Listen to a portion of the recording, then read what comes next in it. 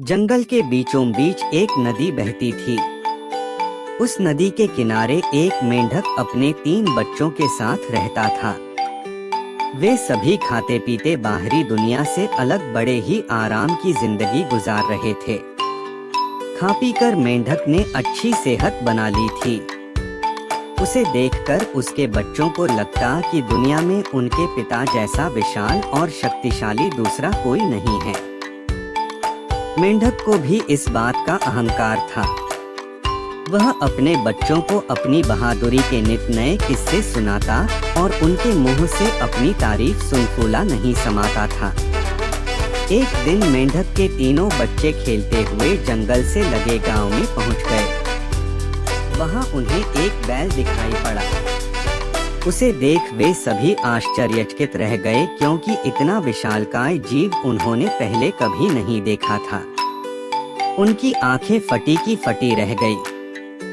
उस समय बैल घास चर रहा था। घास चरने के बाद उसने एक जोरदार हुंकार भरी, जिसे सुन तीनों मेंढक डर गए। डर के मारे वे भागने लगे। भागकर वे सीधे अपने पिता के पास पहुंचे। बच्चों को डरा हुआ देखकर मेंढक ने कारण पूछा।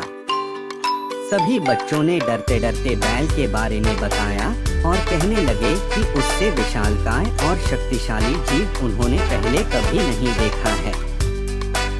वो न हो वही दुनिया में सबसे शक्तिशाली है। यह बात सुनकर मेंढक के अहंकार को ठेस पहुंची। वह किसी अन्य को खुद से ज्यादा विशाल और शक्तिशाली मानने को तैयार नहीं था। उसने गहरी सांस भरकर खुद को फुला लिया और अपने बच्चों को दिखाते हुए पूछा, क्या वह इतना विशाल था? बच्चों ने एक साथ उत्तर दिया, नहीं, वह तो इससे कहीं ज्यादा विशाल था।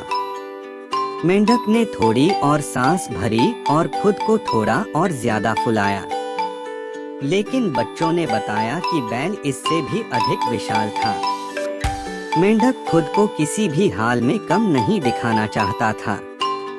उसने जोर से सांस खींची और खुद को फुलाने लगा। वह खुद को फुलाता चला गया।